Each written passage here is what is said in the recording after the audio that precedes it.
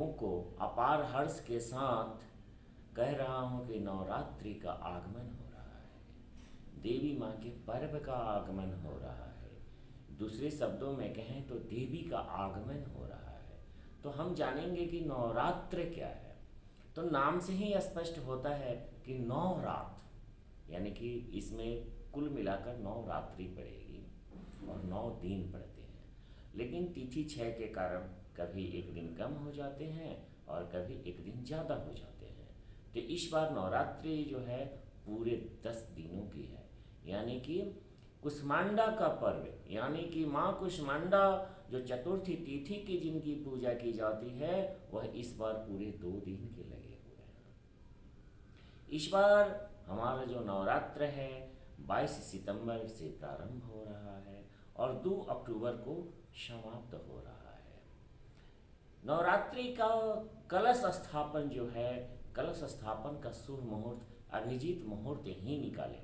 सुबह सुबह आप कर सकते हैं, लेकिन अगर लेट हो जाता है तैयारियों में तो आप जो हैं अभिजीत मुहूर्त जो कि 11:30 बजे से 12:15 बजे तक है, आप उस बीच कर सकते हैं। लेकिन हम यहाँ यह जानेंगे कि नवरात्र का उद्देश्य क्या होता है, हम कैसे करें, हम क्या क्या करें जिससे हमें देवी का प्रकाश मिले, हमें देवी माँ का आशीर्वाद मिले। तो नवरात्र का मुख्य उद्देश्य होता है कि हम अपने अंदर शतोगुण का विकास करें, हम अपने अंदर देवी माँ की प्रकाश पुंज को समाहित करें और अपनी आत्मा को देवी माँ में समाहित करें, ताकि उनके प्रकाश से मेरा प्रकाश टकराए, उनकी आत्मा से मेरी आत्मा जाके मिले और हम उनके ही होके रह जाएं।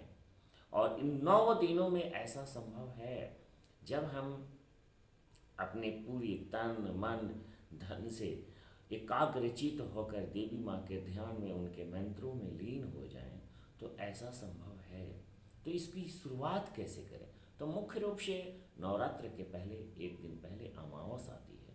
अमावस को पूरे घर की साफ सफाई कर लें, अपनी पूजा स्थल की साफ सफाई कर लें।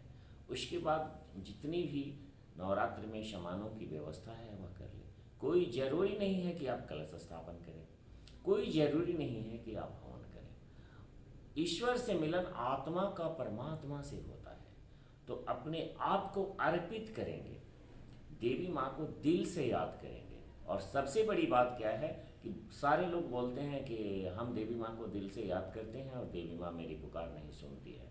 तो यह आप जान ले, जब दिल बोलता है तो शरीर का अंग अंग बोलता है, और जब शरीर का अंग अंग देवी माँ को पुकारेगा तो वह पुकार जरूर सुनेगी और निश्चित रूप से आकर इसी नवरात्रि में आपको आशीर्वाद देगी। इसलिए आप दिल से पुकारने का प्रयास करें और देखें कि देवी माँ आपको आशीर्वाद कितना अच्छा से और कितना जल्दी प्रसन्न होकर देती है। ऐसे तो कहा जाता है कि साल में 4 बार नवरात्र होता है, 2 नवरात्रियाँ होती हैं और एक चैत नवरात्रि होती है और एक दूसरा जो शारदीय हमारा नवरात्र होता है। तो अभी शारदीय नवरात्र का आगमन हो रहा है।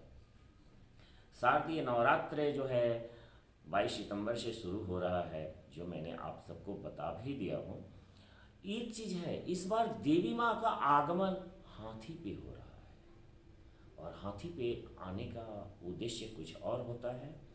और विसर्जन जो है, यानी कि देवी माँ जो जा रही हैं वह पालकी पे जा रही हैं, तो हाथी पे आगमन की सूचना यह है कि वर्षा होगी और गमन पालकी पे होता है। इसका अर्थ होता है कि हो सकता है कि अकाल मृत्यु लोग मरे, हो सकता है कि कहीं कोई कांड हो सकता है मृत्यु दर बढ़ जाए।